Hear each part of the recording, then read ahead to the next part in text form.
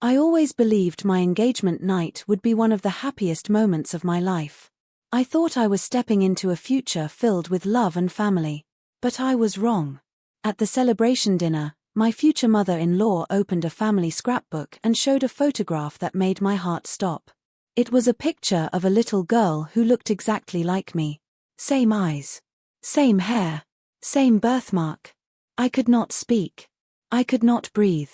And right then, my fiancé grabbed my wrist under the table and whispered into my ear. Do not react. Just smile. In that moment, I knew something was terribly wrong. 5 hours later, instead of planning a wedding, I was sitting in a police station giving a statement that would tear apart a powerful family and expose a secret that had been hidden for more than 20 years. This is the story of how my engagement night became the night I discovered who I really am. Stay with me until the end. You will not believe what happened. I always believed that the night of my engagement would be one of the happiest memories of my life. I imagined laughter, celebration, and faces filled with love and pride. I never expected that it would become the night that shattered the ground under my feet. The Carter family estate looked like something pulled from a movie set. Crystal chandeliers glowed over white linen tables, polished silverware sparkled, and a string quartet played softly in the corner. Family members and friends filled the space with applause as Ethan and I entered hand in hand. Everyone seemed genuinely happy. Everyone except Ethan's mother, Margaret.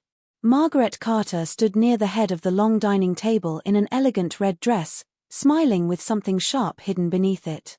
Her eyes were cold. When she hugged me, her arms barely touched my shoulders. It felt like she was guarding herself instead of welcoming me.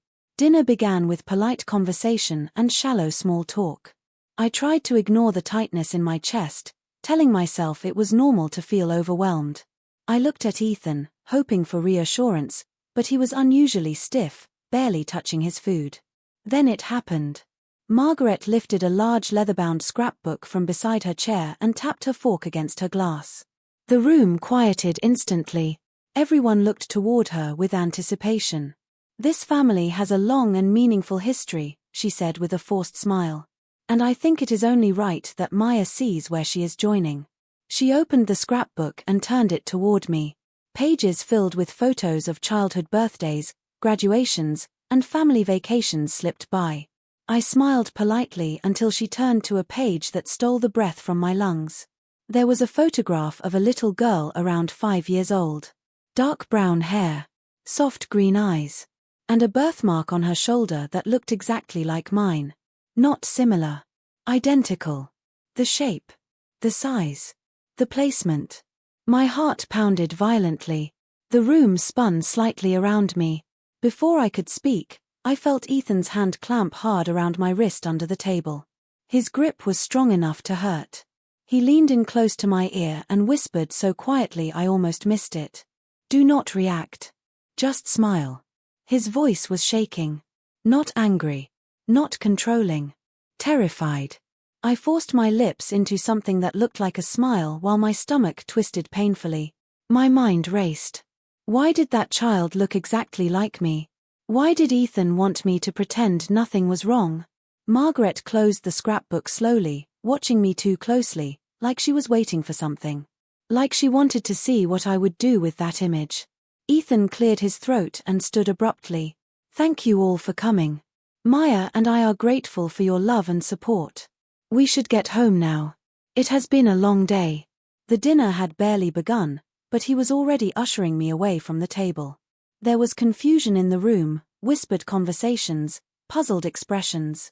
Margaret stared silently, her jaw tight. The drive home felt endless. Rain struck the windshield in rapid bursts and the road was quiet. Ethan gripped the steering wheel so tightly his knuckles turned white. I sat frozen, replaying the photograph in my mind. Finally I could not hold the words in any longer. Ethan, who was that little girl? Why did she look exactly like me? He did not answer. Ethan, tell me. What is going on? He exhaled sharply, but his eyes stayed locked on the road. Please, Maya. Not right now. Then when? You cannot just pretend that did not happen. He turned toward me suddenly, and for the first time since I had known him, I saw true fear in his face. "You have to trust me. I am trying to protect you." "Protect me? From what?" Back at home, Ethan walked straight to his office and slammed the door. I stood in the hallway, staring at the closed door, feeling my entire body tremble. I pressed my ear against the wood and listened. His voice came through in rapid whispers. "If she finds out the truth before the hearing, we are all finished. Do not contact me again until everything is secure. Do you understand? I cannot let her know what happened." My breath stopped in my chest. The truth. Hearing. Finished. My hands shook violently as I backed away from the door. Nothing made sense, but every instinct inside me screamed that something was horribly wrong. I grabbed my coat and my phone and ran out of the house into the cold night air. I called my best friend, Ella, voice breaking into pieces. "Can you come please? I am scared. I do not know what is happening." She responded instantly. "I am on my way." An hour later, the flashing red and blue of police lights filled the street outside. Officers stepped out of their cars and one approached me with a serious expression. "Are you Maya Bennett?" "Yes. We need you to come with us to the station. Something has happened and we need your statement." My knees nearly buckled. "Something happened to who?" The officer looked at me with deep concern. "To Ethan Carter." 5 hours after the scrapbook moment, I was sitting alone in a police interview room, hands cold and shaking, while Detective Olivia Grant placed a thick file on the table. She looked straight into my eyes and said, "This is going to be difficult to believe. But we need you to tell us everything you know about Ethan Carter." The world flipped upside down. Detective Olivia Grant sat across from me with a seriousness that twisted my insides. The police interview room felt painfully bright, its pale walls and fluorescent lighting making me feel exposed and fragile. My hands were clasped tightly together so they would not shake, but I could still feel my fingertips trembling. I forced myself to speak first. "Please tell me what happened to Ethan. Is he alive?" Detective Grant opened the file slowly, as if weighing each second. "He is alive. He is in protective medical custody right now. He was found injured near the old Riverside storage complex. We believe he was attacked. We also believe it was not random." My stomach tightened. Why would someone attack him? What is happening? Detective Grant studied my face carefully before answering. "Maya, your fiancé has been under investigation for several months. Not for petty crime. For involvement in a much larger case connected to illegal adoption and identity manipulation. We believe that his family, specifically Margaret Carter and several others with political power, were part of an organized network that has been active for over 20 years. I stared at her in disbelief. My ears buzzed so loudly that I almost could not hear the rest. Illegal adoption. Identity manipulation. Political connections. I shook my head. "No. You are mistaken. Ethan would never be involved in something like that. He is a good man. He protects people. He would never hurt a child." Detective Grant leaned forward slightly. "That is what makes this complicated, Maya. Our evidence suggests that Ethan was not participating willingly. We believe he was trying to stop the operation from inside. His recent actions suggest that he was preparing to expose it, which may be why he was attacked." I blinked rapidly as tears formed in my eyes. "So you think he was trying to protect me?" "Possibly. But we need your help to understand something very important. During our investigation, your name surfaced repeatedly. And we found signs that your birth records may not be authentic. Before we continue with questions, I want to ask something directly." She paused, watching me carefully. "Do you know if you are adopted, Maya?" I felt something inside me crack open, as if the floor beneath me shifted out of place.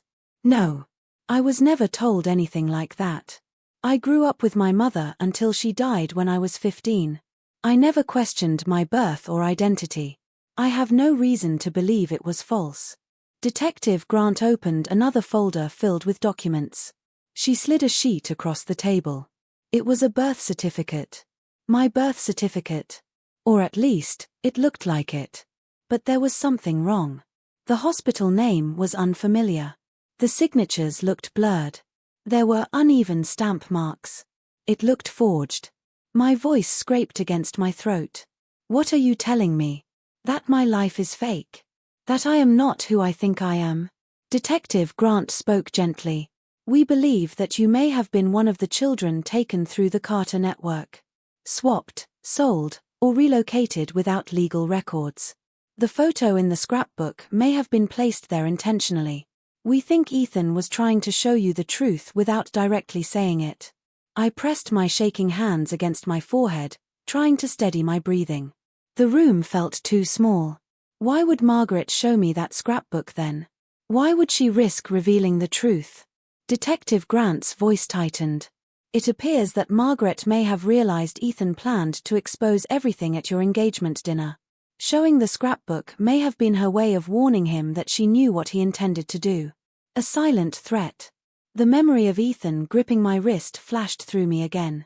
The fear in his eyes. The desperation in his whisper. Do not react. Just smile. I understood now. He was not silencing me. He was protecting me. Detective Grant stood and walked toward the door. There is someone who asked to speak with you. He has information you need to hear. My breath stalled. Who? Liam Carter. Ethan's cousin. He claims he knows the truth. The door opened and Liam stepped inside. He looked exhausted, dark circles under his eyes, his jacket damp from rain. When he saw me, his expression softened with something that looked like guilt. Maya, I am so sorry, he said, voice rough. You deserve to know everything. Ethan was trying to save you. He never planned to betray you. Margaret found out that he was collecting evidence to bring to authorities. That is why he was attacked. And that is why you were shown that scrapbook. I swallowed hard. Why me? Why am I involved in any of this? Liam held out a thin folder and placed it gently in front of me. Because you were one of the stolen children. And Ethan found proof. You were going to be the key witness to bring the entire network down. The room went silent. I stared at the folder but could not bring myself to open it. My whole body went numb. I whispered, barely audible. Who am I then? Liam's voice cracked. The truth is in those documents. But I promise you this. You are not alone in this fight. Ethan did not run from you. He fought for you. And now it is our turn to finish what he started. I exhaled slowly, a single tear sliding down my cheek. Everything I believed about my life was gone. But something stronger replaced it. A burning need for answers. And justice. I sat in silence staring at the file Liam placed in front of me. The weight of it felt heavier than anything I had ever carried.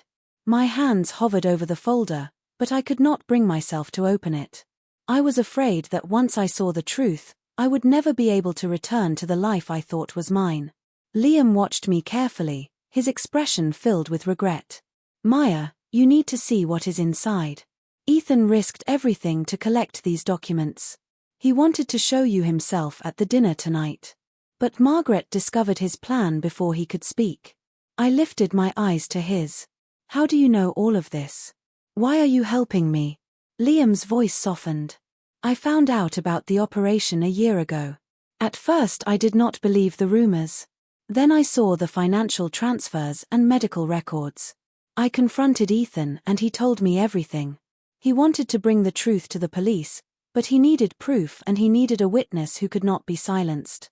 That witness was you. My heart throbbed painfully. Why me? Why was I chosen? Liam lowered his voice. Because your real identity could prove the entire network existed. You were one of the children taken illegally. Margaret and her partners built a fortune by selling infants and creating false identities. You were adopted into a family that never knew. When your mother died, there was no one left to question anything. I felt tears slip down my cheeks again. It felt like grief and rage mixed together. Liam continued.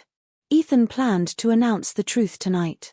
He planned to expose Margaret in front of everyone and finally end this. But someone warned her. She sent people after him before he could speak. My voice cracked. So Ethan is not a criminal. He was trying to protect me. He was trying to stop them. Yes. Everything he did the past few months was to gather proof. The distance. The secrecy. The change in behavior. He knew they were watching him. He had to make them believe he was loyal. Even if it meant pushing you away. The realization hit me like a wave. The coldness in his eyes. The sleepless nights. The moments I thought he was abandoning me. He was never abandoning me. He was risking himself. I pressed a hand over my mouth to stop a sob. Liam leaned closer. Listen to me. There is a recording in that folder that proves everything. And there are documents that show your true name. Who your real parents were. Ethan was going to hand this to Detective Grant tomorrow morning. Suddenly, the door of the interview room burst open and 3 officers rushed inside. We need to move. Now. Margaret Carter is on her way to this building with legal pressure and a private security team. They want to take Maya. It is not safe here. My heart jumped. Fear rushed through me. Detective Grant stepped in behind them. Maya, you need to come with us immediately. Liam, bring the evidence. We are relocating before they block the exits. Before I could move, a loud crash echoed from the hallway. Raised voices. Running footsteps. The sound of something heavy slamming against a wall. Officers drew their weapons and positioned themselves around us. Liam grabbed my arm. We have to go. Do not look back. We rushed through a side door and into a dim stairwell. Each step echoed sharply. My breath came fast and uneven. My legs felt weak. The farther we moved, the louder the shouting behind us became. As we reached the bottom of the stairs, 2 figures appeared blocking the exit. Margaret stood confidently in front, surrounded by 2 large security guards. Her expression was calm, almost pleased. Maya, my dear, she said with a cold smile. You should have stayed quiet. You were never supposed to open that folder. Liam stepped in front of me immediately. You cannot stop this anymore. The police already have the evidence. Margaret laughed lightly, without warmth. Oh, Liam. You still think the police can protect you. You have no idea how deep this goes. Her guards stepped forward. I felt my body stiffen. Liam whispered to me without turning his head.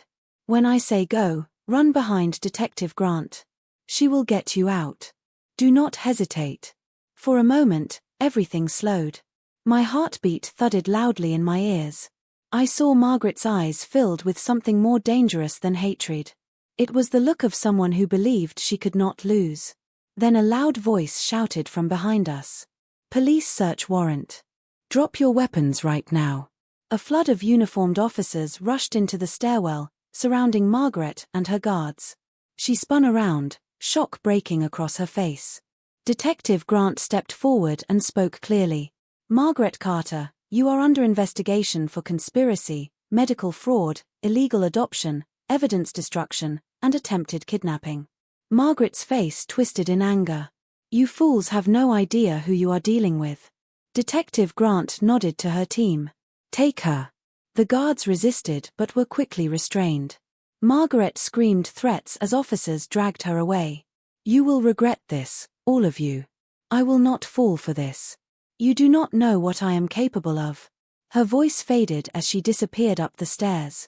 My legs weakened and I nearly collapsed. Liam steadied me. It is not over yet. We still need Ethan. He is the key witness. Detective Grant approached us. We located him. He is alive. But barely. We are moving him to a secure medical facility tonight. Hope rushed through me like oxygen. Can I see him? Yes. But prepare yourself. He has been through a lot. I nodded slowly. I am not scared anymore. I need to finish this. For him. For myself. As we walked through the emergency exit and into the night, cold wind whipped across my face. For the first time in my life I felt something stronger than fear. I felt purpose. The truth was coming. And I was ready to face it. 2 weeks later, I walked through the tall glass doors of the courthouse with Liam and Detective Grant beside me. My hands were cold but steady. For the first time in my life, I felt like I was walking toward something instead of running away from it. The hallway buzzed with reporters and cameras, lights flashing like lightning. I heard my name whispered over and over. Everyone wanted a statement. Everyone wanted to know the girl at the center of the scandal that was tearing apart one of the most powerful families in the city. But I did not look at any of them. I kept walking. Inside the courtroom, rows of people filled the benches. Journalists, police, lawyers, and several families who believed their children were among the missing. The air was heavy with grief and hope mixed together. Margaret Carter sat at the defense table in a dark suit, hands cuffed, her expression sharp and cold. The moment her eyes met mine, I felt the old familiar fear, but it did not stay. It burned away into anger and strength. On the other side of the room, Ethan was seated in a wheelchair, supported by medical staff. His face was bruised and pale, but when our eyes met, I saw something pure and heavy. He mouthed the word, "Sorry." I swallowed hard and nodded. The judge entered, and everyone rose. My heart beat hard enough to shake my body. When we sat again, the prosecutor began presenting the evidence that Ethan and Liam had risked everything to collect. Documents, recordings, bank transfers, fabricated medical evaluations, secret adoption files, testimonies from victims who had stayed silent for far too long. Every detail cut like glass. When it was time to speak, I stood and walked to the witness stand. The microphone waited in front of me. The courtroom became completely silent. I took a slow breath. My name is Maya Bennett. At least, that is the name I believed I was born with. But I now know that the identity I have carried all my life was created to hide the truth. I was one of many children taken, sold, and relocated through an illegal network that operated for years while people with power looked the other way. My voice trembled once, then strengthened. I grew up believing I was loved and protected. I grew up believing the world was safe. And I never imagined that the people standing closest to me were capable of destroying everything I had. When I learned the truth, I felt broken, lost, angry. But I am not powerless. I am here to make sure no one else ever experiences what I lived through. I looked directly at Margaret. You tried to control me, silence me, remove me. But you failed. I found my voice, and I am not giving it back. Murmurs spread across the room. Tears rolled down the faces of people in the audience. Even the judge paused before speaking. Thank you, Miss Bennett. Your courage is recognized by this court. He turned to Margaret.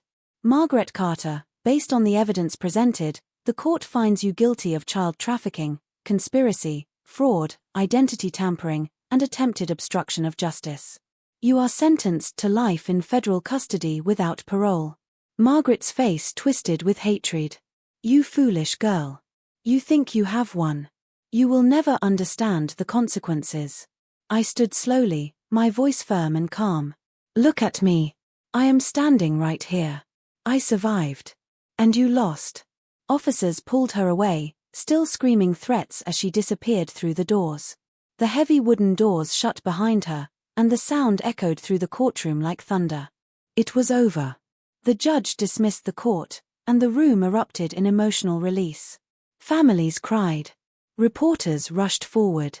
People hugged each other. I walked toward Ethan. He looked up at me with eyes filled with guilt and sadness. I never wanted to hurt you, he whispered. I was trying to protect you. I was trying to save you from them. I am sorry, Maya. I knelt beside him and took his hands gently. You did save me. You gave me the truth.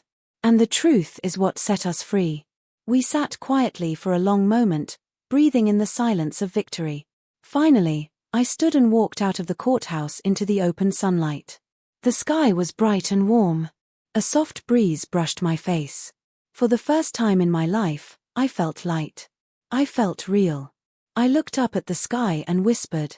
I thought I was celebrating an engagement that night. But I was actually discovering who I am. I took a step forward on the courthouse steps and smiled. My life begins now.